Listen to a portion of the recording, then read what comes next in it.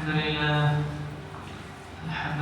نحمده ونستعينه ونستغفره ونؤمن به ونتوكل عليه ونعوذ بالله من شرور أنفسنا ومن سيئات أعمالنا من يهده الله فلا مضل له ومن يضلله فلا هادي له ونشهد أن لا إله إلا الله وحده لا شريك له ونشهد أن سيدنا ومولانا محمدا عبده ورسوله صلى الله عليه وعلى آله وأصحابه وسلم تسليما كثيرا أما بعد فأعوذ بالله من الشيطان الرجيم بسم الله الرحمن الرحيم يحبونهم كحب الله والذين آمنوا أشد حبا لله صدق الله العظيم. بزرگان محترم، نوجوانان اسلام اور عزیزان ملت، اللہ اور اس کے رسول کے نام میں جو مٹھاس ہے وہ کسی دوسرے نام میں نہیں ہے. آج کے جمعے میں اسی مٹھاس پر کچھ انشاءاللہ باتیں گزار کی جائیں گی. اس کے پہلے میں آپ کو یاد دلا دوں کہ ماہ رجب المرجب اس کا چاند نکل چکا ہے. اللہ کے حبیب صلی اللہ علیہ وسلم کی سنت عالیہ رہی ہے کہ جب بھی آپ ماہ رجب المرجب کا چاند دیکھتے تو اس وقت میں آپ ایک مخصوص دعا فرماتے ہیں: اللہم بارک لنا فی رجب و شعبان وبلغنا رمضان. الہی رجب اور شعبان میں مجھ کو اتنی برکت عطا فرما کہ ماہ رمضان کی برکتوں سے میں مالا مال ہو سکوں، اس کے انوار و برکات سے مستفیض ہو سکوں. یہ مخصوص دعا جن لوگوں نے چاند دیکھی ہے انہوں نے کر لی ہے، اور جن لوگوں نے نہیں کیا ہے ان کو میں دوبارہ درخواست کرتا ہوں کہ اس دعا کو پڑھ لیا کریں، پڑھ لیں. اللہم بارک لنا فی رجب و شعبان وبلغنا رمضان. یہ ماہ رجب المرجب کے چاند سے متعلق مناسبت سے باتیں آپ کے سامنے آ گئی. ابھی شمسی اعتبار سے، سورج کے اعتبار سے نئے سال کا آغاز ہوا ہے، جس کی ابتدا ماہ جنوری سے ہوتی ہے. بڑا دھوم دھڑاکا لوگوں نے مچایا. حالانکہ ہمارے حبیب، اللہ کے حبیب سردار انبیاء تاجدار مدینہ جناب محمد رسول اللہ صلی اللہ علیہ وسلم کی سنت عالیہ کے بالکل سخت خلاف ہے. سمجھ آج آپ نے خوشیاں منا لی تو میں آپ سے کہوں گا یکم جنوری ہے، نیا سال ہے، دسمبر میں پوچھوں گا کیا حال ہے. اب جتنا چاہے دھوم دھڑاکا مچا لو، جب دسمبر آئے گا تب سمجھ میں آئے گا. میں عرض کیا کرتا ہوں کہ دیکھو، انسان پیدا ہوتا ہے، بچہ پیدا ہوتا ہے، تبھی اس کی عمر گنتی جاتی ہے. کسی کی 50 سال لکھی ہے، کسی کی 60 سال لکھی، کسی کی 70 سال، کسی کی 90 سال، کسی کے 100 سال. چلو کسی نے صحیح شریف بات کر لیا، لیکن پیدا ہونے سے پہلے ہی اللہ کے ہاں اس کی عمر گنتی گئی. اب جب پیدا ہو گیا تو اس کے بعد اس کی گنتی شروع ہو گئی. تو آپ جب 1 سال کے ہوئے تو آپ کی عمر سے 1 سال گھٹ گیا ہے. نہیں، اگر آپ 2 سال کے ہوئے تو 2 سال گھٹ گئے. اگر آپ 20 سال کے ہو گئے تو 20 سال گھٹ گئے. 40 سال کے ہو گئے تو 40 سال گھٹ گئے. تو یہ جو خوشی آپ منا رہے ہیں، آپ اپنی عمر کے گھٹنے پر منا رہے ہیں یا بڑھنے پر منا رہے ہیں؟ عمر بڑھ رہی ہے کیا؟ نہیں، یہ تو آپ کی عمر گھٹ رہی ہے. تو گویا میں آپ کو نئے سال کی مبارکبادی اس طریقے پر دوں کہ آپ ماشاءاللہ موت کے 40 سال اور قریب ہو گئے. یہی نا خوشخبری ہے. 60 سال میں तो आपको खुशखबरी सुनाऊंगा। माशाअल्लाह आपकी मौत को मुबारक हो, आपको सिर्फ 3 साल बाकी रह गए, क्योंकि आपके पास 3 साल लिखी हुई है। अल्लाह के हबीब सल्लल्लाहु अलैहि वसल्लम फरमाया करते थे कि मेरी उम्मत की अक्सर उम्र है 60 पर 3 साल, 63 साल। तो या तो इस तरीके पर मुबारकबादी दो, तो किसी को भी अगर इस तरह मुबारकबादी देंगे ना तो एक तमाचा खींच को मारे, मुझे मौत की खुशखबरी सुनाता है तो मानेगा वो नहीं। तो मैंने तारीफ कर दिया इसलिए कि आपको इस तरीके को नहीं खुशखबरी सुनाना, बल्कि अगर किसी को मुबारकबादी और खुशखबरी सुनाना हो तो उसको ये कहो, हजरत अल्लाह की मुलाकात के आप बिल्कुल करीब हो गए, आपको मुबारक हो गए, 3 साल बाकी है। जहां से आए थे आप फिर वहीं पर लौटकर पहुंचने वाले हैं। अल्लाह की मुलाकात आपसे बिल्कुल करीब होने वाली है, आपको मुबारक हो, है ना। दुनिया से हम दूर हुए, अल्लाह से करीब हुए, तो ये भी मुबारकबादी है, खुशी की बात है कि आप अल्लाह की मुलाकात के बिल्कुल करीब हो चुके हैं।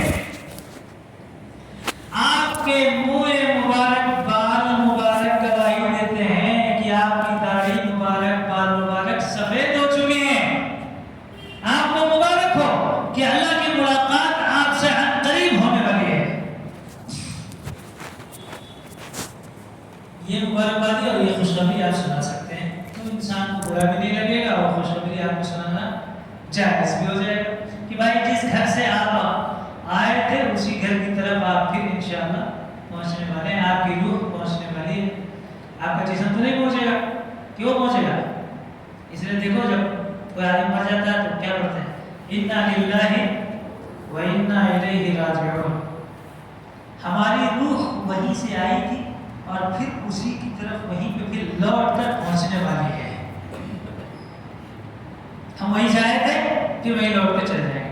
रूह बदन के बारे में जब हम कब्र में डालते हैं तो उस वक्त में ये नहीं कहते इन्ना लिल्लाहि व इन्ना इलैहि राजिऊन ना, क्या करते हैं, मिट्टी डाल रहे और बोल रहे मिन्हा खलक़नाकुम, इसी से हम पैदा हुए, व फ़ीहा नुईदुकुम, इसी की तरफ हम लौट आएंगे। कहाँ की तरफ? मिट्टी, कब्र की तरफ। व मिन्हा नुख़रिजुकुम तारतन उख़रा, और फिर इसी मिट्टी से हमारा ढांचा बनकर फिर महशर में अल्लाह के सामने पेश होगा। दोबारा हम घास पैदा होंगे इसी मिट्टी से। तो बॉडी के लिए अलग दुआ है, रूह के लिए अलग दुआ है।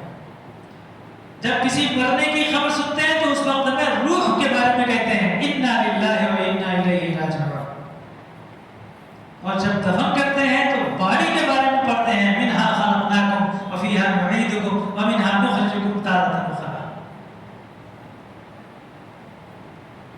तो इसलिए नए साल के बारे में आपको जो खुशखबरी और मुबारकबादी दी जा रही है वो ये है कि आप अल्लाह की मुलाकात के बिल्कुल करीब आ चुके हैं, आपको मुबारक हो। ये मत कहना कि मरने के आप करीब हो गए, नहीं तो लगा देगा थप्पड़, फिर मुश्किल हो जाएगा, इसलिए वो नहीं बोलना मुश्किल। ये तो जनवरी से मुतल्लिक़ होगा। और ऐसे मौक़े पर देखो ये धूम धड़का, शराब व कबाब का दौर और हंगामा, शोर शराबा, ये इस्लामी शान के बिल्कुल खिलाफ है। उस वक्त में आपको चाहिए था कि आप जब अल्लाह के करीब हो रहे थे तो कम से कम 1 लाख मरतबा तो दरूद शरीफ पढ़ना था। तब मैं समझता कि वाक़ईतन आपको आने वाला साल मुबारक हो कि आपने 1 लाख दरूद शरीफ का तोहफा अल्लाह के दरबार में पेश कर दिया कि मैं अल्लाह आपके घर आ रहा हूँ, तोहफा लेके आ रहा हूँ, पहले ही भेज रहा हूँ पार्सल, तो ठीक है। 2 रकात नमाज शुक्राना अदा करते हैं, इलाही तेरा लाख लाख शुक्र है कि मैं नया साल उसमें कदम रख रहा हूँ, तेरे से बिल्कुल करीब हो रहा हूँ, तूने मुझको तौफीक अता फरमाई कि मुझको नया साल मुझको मिला है और फिर मैं तुझसे बिल्कुल करीब हो रहा हूँ। ये ठीक है, यहाँ तक ठीक है। अब इससे ऊपर जितना चल रहा है, नाच गाना डांस, शराब कबाब आज़ादी, गाड़ियाँ लेकर तारक बजाते हुए दौड़ना, कूदना, फांदना, बुराइयों के अड्डे कायम करना, ज़िना को आम करना, ये निहायत बुरा काम है, निहायत बुरा काम। ये चीज़ ठीक नहीं है। ये जो आपने किया वो बिल्कुल गलत है। मुसलमान इसको तस्लीम नहीं कर सकता। अब आगे मैं आयत करीमा से मुताल्लिक़ मज़मून की तरफ लौटता हूँ कि अल्लाह और उसके रसूल का नाम सबसे मीठा, सबसे बाबरकत नाम है। ये बात अलग है कि हमको और आपको उसकी मिठास का एहसास नहीं है, इसकी मिठास का एहसास नहीं है।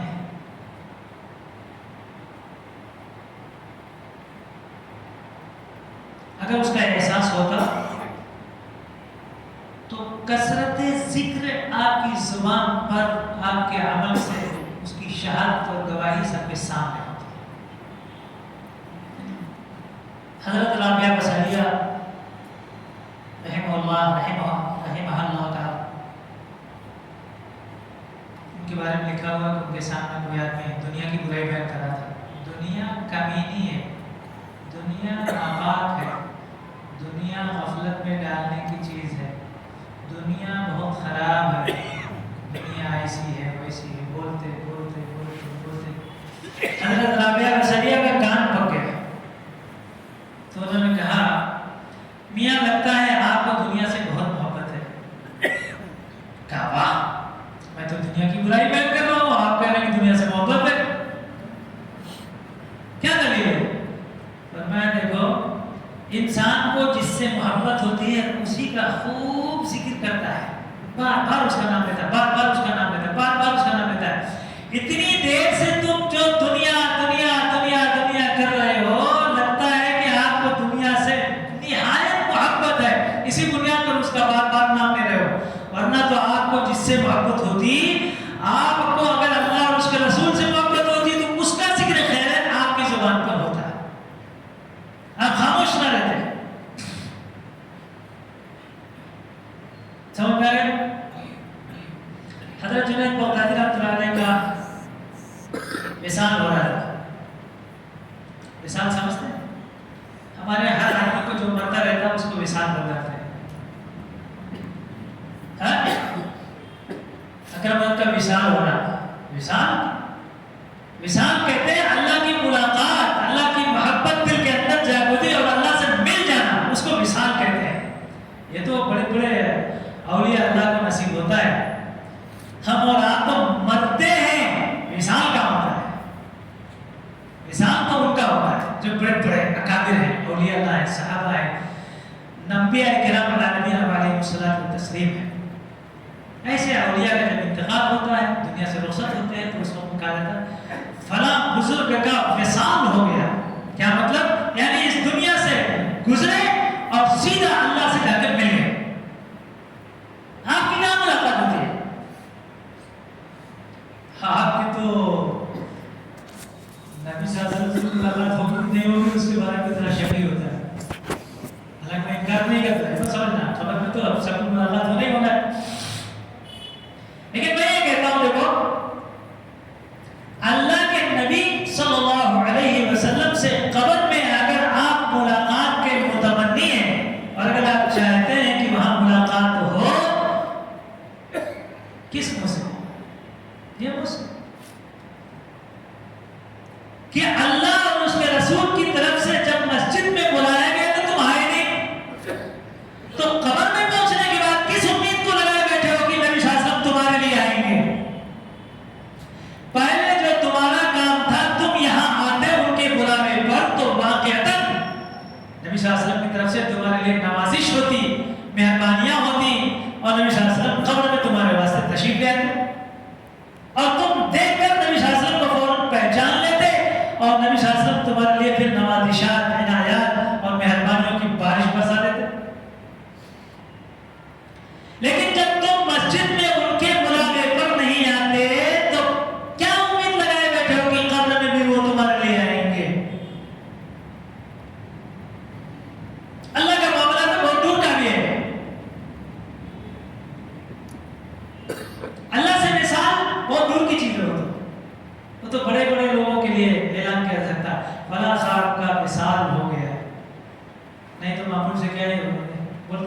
انتقال ہو گیا، یعنی اس جگہ سے دوسری جگہ منتقل ہو گئے، فلاں صاحب مر گئے، فلاں صاحب مر گئے۔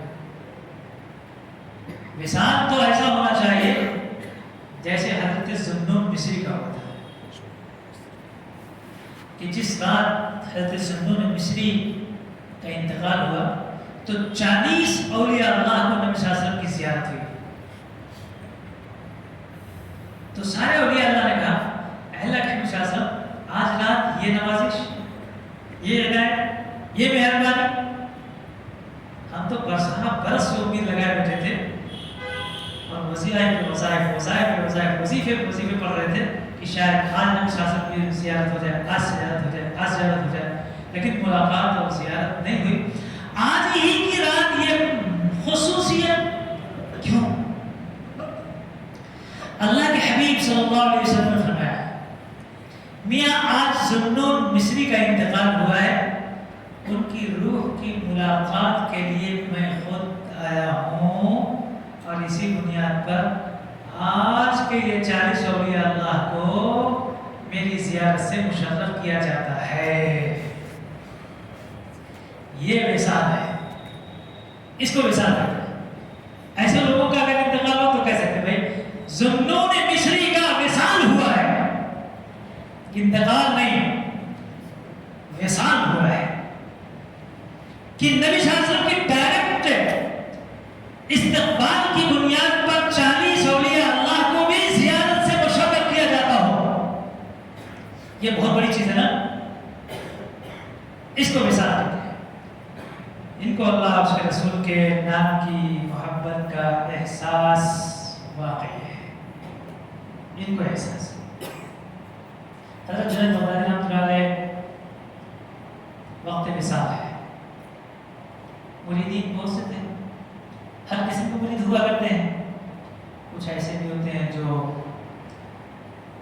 اولیاء اللہ کی مجالس کے آداب سے واقف ہوتے ہیں، کیسے ان کے سامنے بات کی جاتی ہے، کیسے اٹھا جاتا ہے، کیسے بیٹھا جاتا ہے، جانکاری رکھتے ہیں۔ بعض ایسے بھی ہوتے ہیں جو دیہاتی ہوتے ہیں، کھیڑے کو ہوتے ہیں، وہ لوگ نہیں جانتے ان کے سامنے بات کیسے کی جاتی ہے، اٹھا کیسے جاتا ہے، بیٹھے کیسے جاتا ہے، سلام کیسے کیا جاتا ہے، آداب معلوم نہیں۔ انہی مریدین میں سے ایک مرید ایسا بھی تھا، اس نے کتاب پڑھ رکھا تھا کہ جب کسی کا موت کا وقت آ جائے، وقت وصال آ جائے تو اس وقت اس کو کلمے کی تلقین کرنا چاہیے۔ کتاب میں پڑھیے، آپ نے بھی پڑھا بھائی کوئی کسی کا آخر وقت آ جائے تو اس وقت میں اس کے قریب بیٹھ کر زور زور سے کلمہ پڑھنا چاہیے، اور کلمہ پڑھنے کی اس کو تلقین بھی کرنی چاہیے۔ پڑھ لیا آپ نے کتاب، کرتے بھی ہیں سب،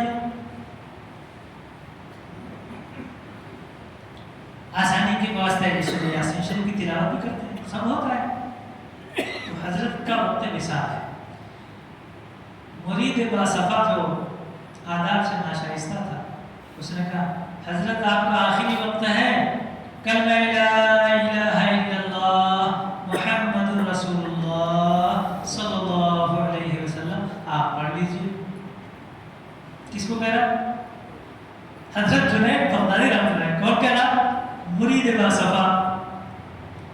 حضرت نے ہاتھ کھول دیا اور مسکرائے اور اس کا فرمایا میاں تم نے ایسی ذات کا نام متعارف کروایا ہے اور ایسی چیز کو پڑھنے کے لیے بتایا کہ جس کو میں کبھی بھولا ہی نہیں، جس کو میں کبھی بھولا ہی نہیں، نہ بھولنے والی چیز کو تم نے یاد دلایا۔ واہ، یہ بھی بھولنے کی چیز ہے کیا آخر وقت میں ہم مسلمان ہوں اور ہم کو کلمہ نہ آئے؟ ایسا کیسے ہو سکتا ہے؟ تو ہم نے تلاش کرنا شروع کیا، یہ آخر اولیاء اللہ کبھی نہیں بھولتے، کبھی ان کی زبان اس سے خالی نہیں رہتی، ایسا کیسے ہو سکتا ہے؟ تو کتابوں میں ملا، اس میں لکھا ہوا ہے کہ حضرت حجام کی دکان پر، نائی کی دکان پر بال کٹنگ کرنے کے واسطے تشریف لائے ہیں۔ حجام نے پہلے سر کو بال کٹنگ کیا، خوب صاف ستھرا کیا، چہرہ بنایا، سب کچھ کیا۔ جب موش کاٹنے کی باری آئی تو دیکھا کہ حضرت ذکر میں مصروف ہے، زور زور سے ذکر پڑھ رہے۔ آدھا میں سے بھی لکھا ہوا حجام کی دکان پر آپ جب جائیں اور اس وقت میں آپ کی بال کٹنگ چل رہی ہو تو اس وقت میں آپ کو کثرت سے درود شریف پڑھنا چاہیے، ذکر پڑھتے رہنا چاہیے، خاموش نہیں رہنا چاہیے۔ یہ آداب میں لکھا ہوا ہے۔ یہ تو ہمیں والا شیشے میں دیکھ رہا ہے کیسے کرنا ہے، ادھر کے ادھر یہ شوٹنگ ذرا شوٹنگ کراؤ، ادھر ادھر شوٹنگ، یہ شیشے شیشے یہ کیا کرتا ہے؟ یہ حجام کی دکان کے آداب میں سے نہیں ہے۔ حجام کی دکان میں بھی جانے کے آداب ہے کہ جب وہاں آپ کرسی پر بیٹھے تو آپ کی زبان اللہ کے ذکر سے، نبی صلی اللہ علیہ وسلم کے درود شریف پڑھنے پر آپ کی زبان رطب اللسان ہو، خالی نہیں بیٹھنا چاہیے۔ سمجھ گئے؟ تو پڑھیں گے حجام بھی خوش ہو جائے گا میری حضرت کے آنے سے میری دکان میں خیر برکت آ گئی۔ حجام نے کہا حضرت میرے ہاتھ میں جو قینچی وہ لوہے کی ہے، اس کا کام کاٹنا ہے۔ یہ میں ظالم کو دیکھتی نہ عالم کو دیکھتی، کاٹتی تو سب کو کاٹتی۔ اگر آپ اسی طرح حرکت کرتے رہیں گے نا کبھی ہونٹ کٹ جائے گا۔ یہ نہیں دیکھے گی کہ آپ اولیاء اللہ میں سے، بال بھی کاٹے گی، کھال بھی کاٹے گی۔ اسے تھوڑی دیر کے لیے ذکر کو موقوف کیجیے۔ حضرت نے کیا عجیب جواب دیا ہے، فرمایا میاں باپ کے ساتھ کھال کٹتی ہو تو کٹ جانے دو، لیکن یار کے ذکر سے زبان کو خاموش نہیں رکھا جا سکتا۔ اب سمجھ میں آیا ہے ان کو نام خدا اور نام رسول کے مٹھاس کا صحیح طور پر احساس ہے، ان کو احساس ہے۔ یہاں تو ہم بڑے فخر سے بول دیتے ہیں ارے کیا ہے، اپنے گھر کو اچھا بہترین بنانا ہے تو بہترین ٹائلز اس ٹائپ کا بہترین ماربل، پنکھوں میں فین، فریج، کولر اسی سے جاتے ہیں۔ ہمارا گھر انوارات سے بھر جائے گا، اچھا روشنی روشنی، چراغا ہی چراغا۔ ہمارے بزرگوں میں سے ایک بزرگ محمد ابن الحسن البخاری، معروف مشہور بزرگوں میں سے، انہوں نے ایک لوٹی خریدا۔ لوٹی خریدنے کے بعد اپنے گھر لے آئے، گھر بہت بڑا تھا ان کو، تو نوکرانی سے کہنے لگے دیکھ روم بہت ہے، 1 2 3 4 5 سب کھول کھول کے دیکھیے یہ کتنا اچھا ہے، دیکھیے کتنا اچھا ہے، دیکھیے کتنا اچھا ہے، دیکھیے کتنا اچھا، جس میں چاہے تو رہ سکتی ہے۔ ایک روم بند تھا تو لوگوں نے کہا اس کو بھی کھولیے، کہیں کو اتنے میں سے پسند نہیں آیا کیا؟ نہیں کھولیے اس کو۔ کھولا، اس میں پورے گھر کا کباڑ رکھا ہوا تھا، ٹوٹا پھوٹا سامان سب رکھا ہوا تھا۔ تو لوگوں نے کہا اس کو اسی میں رکھ دیجیے، میں یہیں رہوں گا۔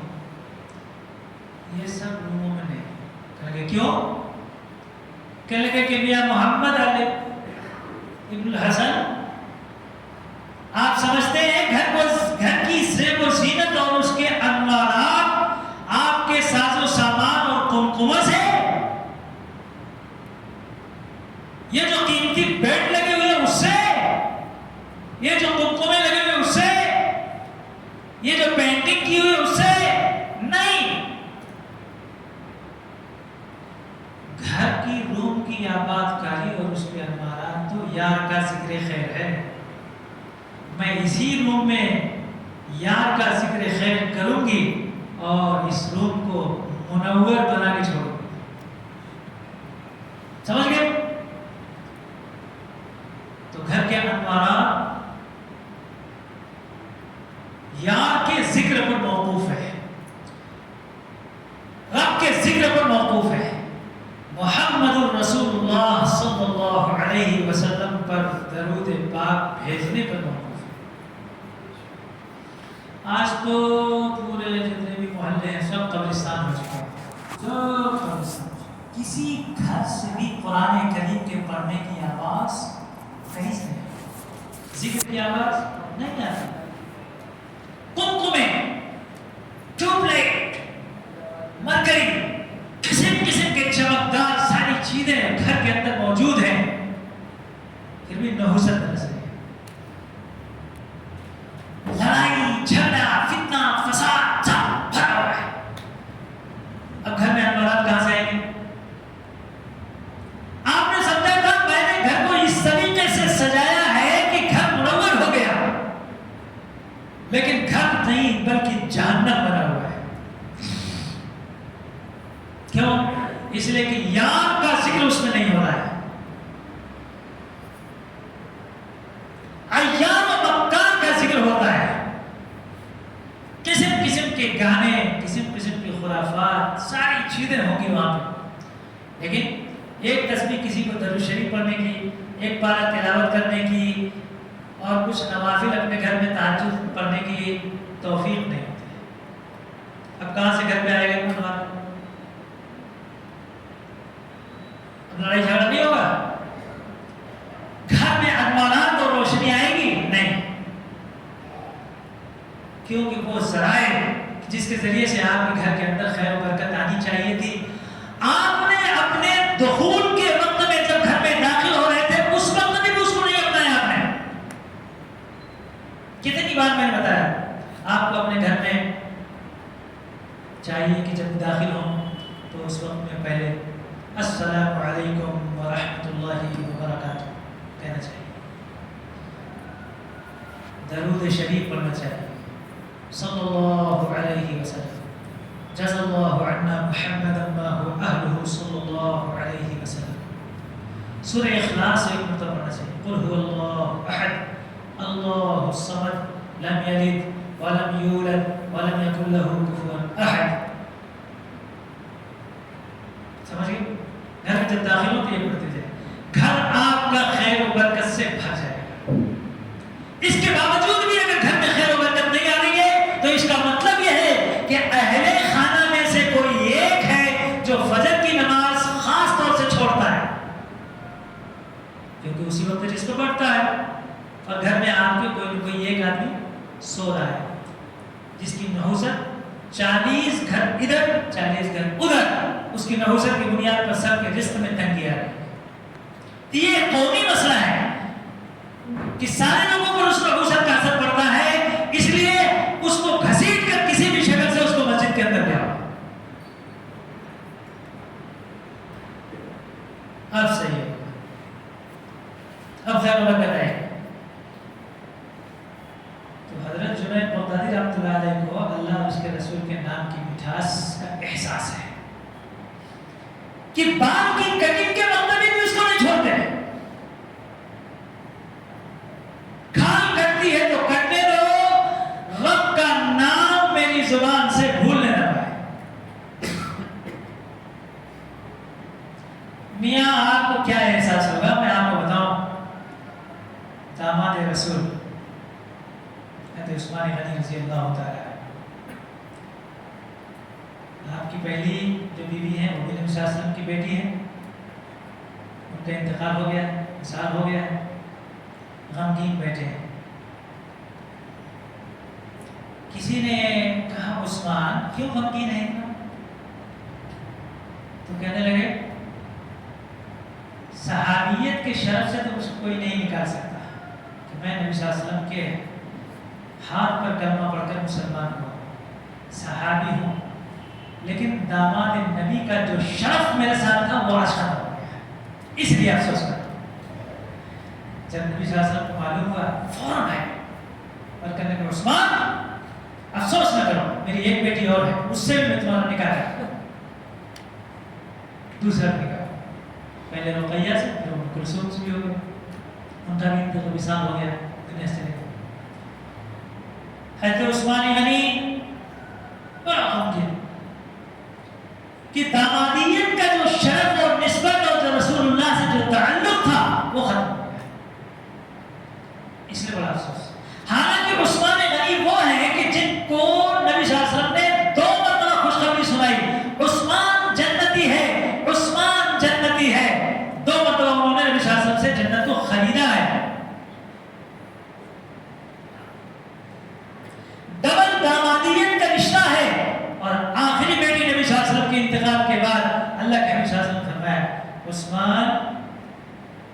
میرے اور بیٹیاں ہوتی تو اگر میری 40 بیٹیاں بھی ہوتی تو سب عثمان غنی کے نکاح میں دے دیتا ہے، ایک ہی بات ہے، اتنا قیمتی انسان ہے۔ اور میں نے شاسن فرمایا، آج بڑی عجیب بات بتا رہا ہوں میں آپ کو، 35 سال کے بعد میں آپ کو آج کام میں نئی چیز ڈالتا ہوں، حدیث میں موجود ہے۔ اللہ کے حبیب صلی اللہ علیہ وسلم نے فرمایا ابو بکر جنتی ہیں اور جنت میں ان کا ساتھی حضرت ابراہیم خلیل اللہ علی نبینا علیہ السلام و تسلیم ہے۔ کون ہے؟ حضرت ابراہیم، سمجھ گئے؟ اس لیے کہتے ہیں نا کہ جب جنت میں سب سے پہلے جوڑا اگر کسی کو محشر کے میدان میں جاتے پہنایا جائے گا تو حضرت ابراہیم کو پہنایا جائے گا، حضرت ابو بکر صدیق کو بھی پہنایا جائے گا۔ کیا سمجھ رہے ہیں؟ وہ شان کے صحابی ہیں، اما عائشہ کے والد ماجد والد گرامی ہیں، اور جنت میں ساتھی کون ہے؟ حضرت ابراہیم علیہ السلام و تسلیم ہے، جو 4000 نبیوں کے دانا ہیں۔ رفاقت جنت میں حضرت ابو بکر کے ساتھ حضرت ابراہیم خلیل اللہ علی نبینا علیہ السلام و تسلیم ہے۔ میرا عمر جنتی ہے اور جنت میں اس کا ساتھی حضرت نوح علیہ السلام و تسلیم ہے۔ کون ہے؟ حضرت نوح علیہ السلام و تسلیم جنت میں حضرت عمر کے ساتھ رہیں گے۔ میرا علی جنتی ہے اور اس کا رفیق اور اس کے ساتھ میں رہنے والا ان کا ساتھی حضرت زکریا علیہ السلام و تسلیم ہے۔ حضرت زکریا علیہ السلام و تسلیم ہے۔ میرا عثمان جنتی ہے اور جنت میں اس کا ساتھی میں خود محمد عربی صلی اللہ علیہ وسلم۔ کون ہے؟ حضرت عثمان غنی ہے، جن کو اللہ کے نبی صلی اللہ علیہ وسلم نے 2 مرتبہ جنت بیچی ہے، اور آج فرمانے اللہ کے نبی صلی اللہ علیہ وسلم جنت میں کسی اور کے ساتھ رفاقت نہیں اختیار کروں گا، میرا رفیق اگر کوئی جنت میں ہوگا تو عثمان غنی ہوگا، اس کی جنت میں اس کے ساتھی میں بن کر رہوں گا۔ داماد رسول ہے، 2 مرتبہ جنت خریدا ہے، نبی صلی اللہ علیہ وسلم رفیق ہیں، اور اس کے باوجود حالت یہ ہے کہ قبرستان کے اندر جب تشریف لے جاتے ہیں تو سب سے زیادہ کنارے بیٹھ کر رونے والا اگر کوئی انسان ہے تو حضرت عثمان غنی ہے۔ حضرت عثمان غنی ہے سب سے زیادہ۔ کسی نے پوچھا ہے عثمان تم جنت و جہنم کے ذکر پر اتنا نہیں کرتے جتنا قبر کے ذکر پر اور قبر کو دیکھ کر اتنا روتے ہو؟ تو فرمایا میاں یہ جنت تک پہنچنے کی منزلوں میں سب سے پہلی منزل ہے، اگر کوئی شخص اس میں کامیاب ہو گیا تو آخر تک کامیاب ہی کامیاب، وہ جنت تک پہنچنے میں اس کو کوئی چیز رکاوٹ نہیں ڈال سکتی۔ یہ اوریجنل لوگ ہیں جن کو اللہ اور اس کے رسول کے نام کی محبت کا مٹھاس کا صحیح طور پر احساس ہے، یہ جانتے ہیں۔ آپ اور ہم کو کہاں معلوم ہوتا ہے؟ بڑے ڈرنے کی چیزیں رہتی ہیں۔ قیامت کی ساری نشانیاں پوری ہو چکی ہیں، کوئی ایک نشانی چھوٹی نشانی میں سے باقی نہیں رہ گئی ہے، سب پوری ہو چکی، سب پوری ہو چکی۔ یہاں تک کہ باپ کے ساتھ اس کی بیٹی کا نکاح ابھی اسی ہفتے میں ہوا ہے، سنا ہے آپ نے کبھی؟ زنا تو ہم سنتے تھے، لیکن کھلے عام بیٹی کے ساتھ نکاح یہ ہفتے میں ہوا ہے، اور بارات میں لوگ موجود ہیں باقاعدہ۔ آپ کیا سمجھ رہے ہیں؟ بے حیائی اور بے شرمی اس حد تک آ گئی، ٹرینوں میں زنا کھلے عام۔ اب سنتے ہیں باپ بیٹی کا زنا، بھائی بہن کا زنا، تو بہت زیادہ ہو گیا ہے۔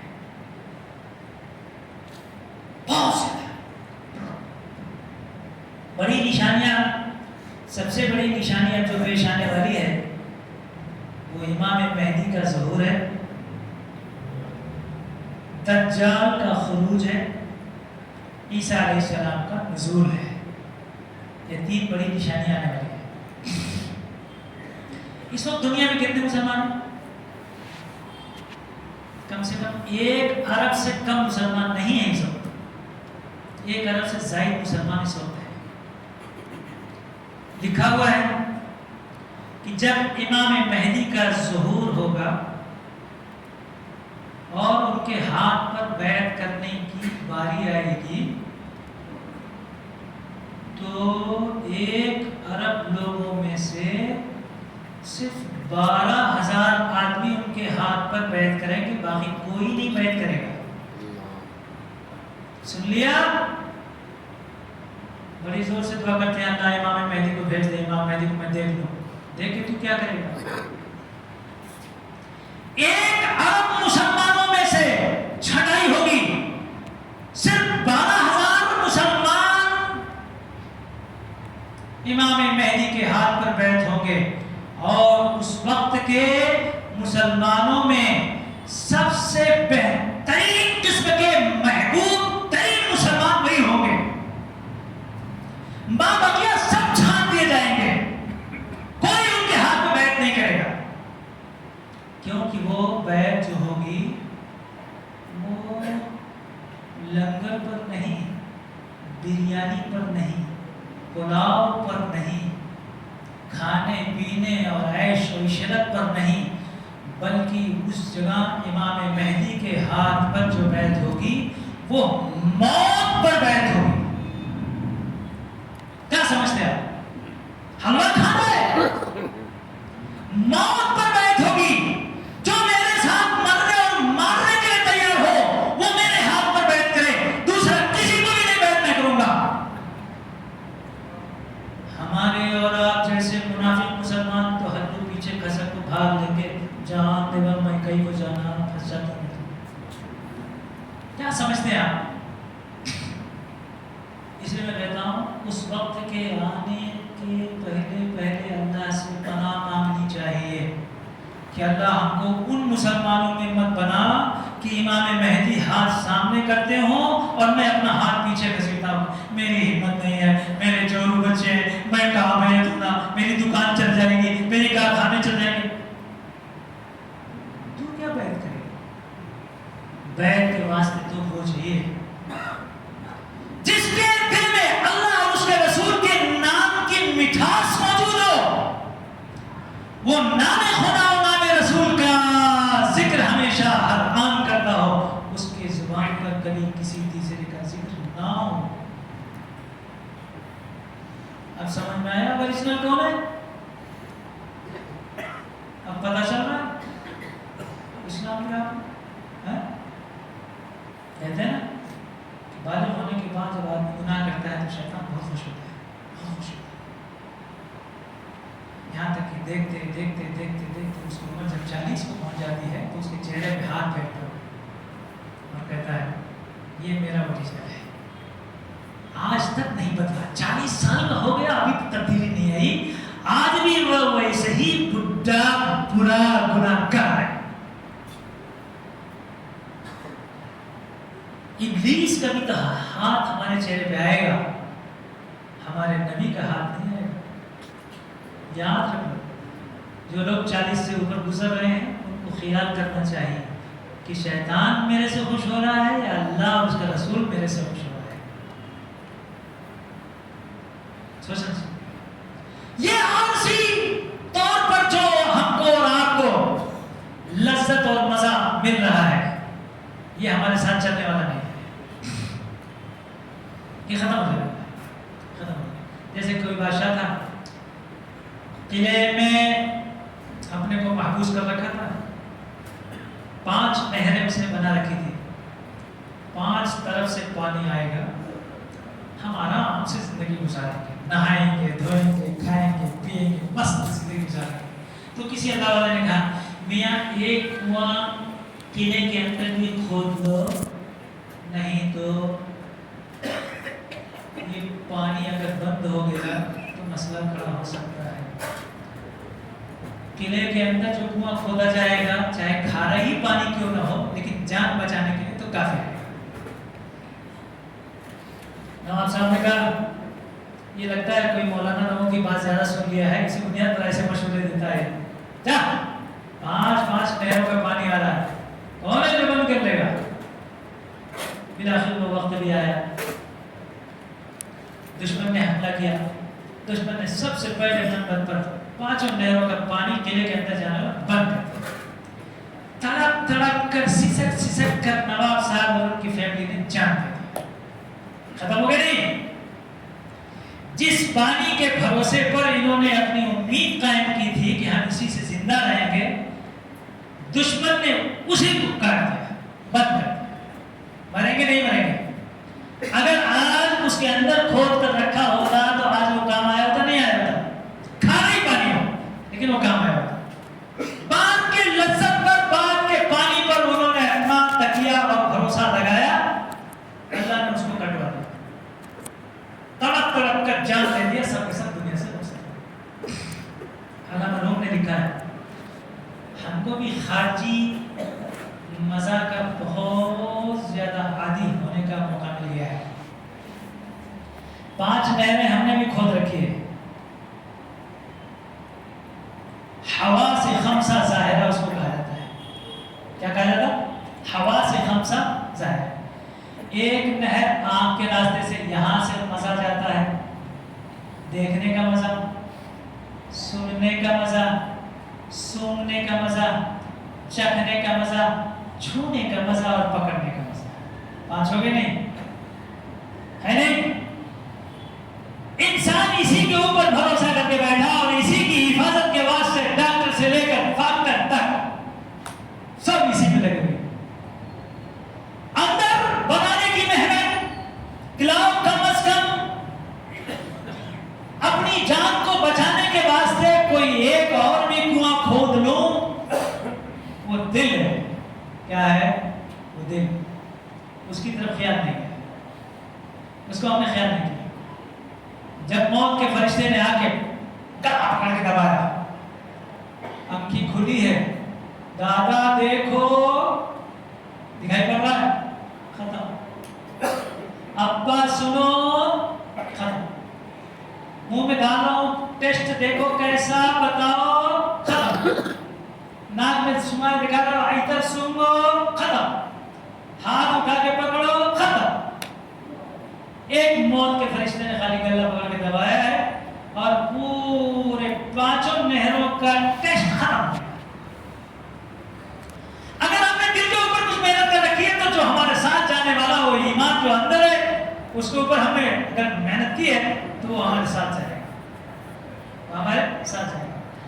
اللہ ان 5 چراغوں کو بجھائے گا اور دل کے چراغ کو روشن کرے گا, جو قبر میں بھی, حشر میں بھی, ان صراط پر بھی, اور جاتے جاتے جنت کے راستے تلک ہر جگہ ایک ایسا چراغ دل کا جلائے گا, اس روشنی میں یہ چلتا ہوا چلا جائے گا جنت.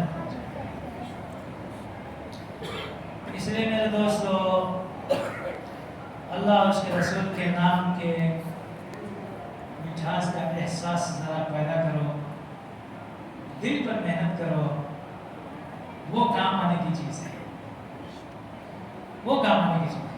باقی اور چیزیں ہماری زندگی خارجی ہیں, آج دکھتی ہیں کل ختم ہو جائیں گی. اس مٹھاس کا احساس جس کے دل و دماغ پر ہو گیا, انشاءاللہ سب انشاءاللہ دنیا میں بھی کامیاب و کامرا ہے, قبر میں بھی, حشر میں بھی, میزان عمل پر بھی, اور صراط پر بھی, جنت میں بھی, ہر جگہ کامیاب ہے. اللہ ہم سب کو نام محمد, نام خدا, ان دونوں کی شیرینی اور اس کی مٹھاس کو اپنے اندر, اس کا احساس بیدار کرنے کی توفیق عطا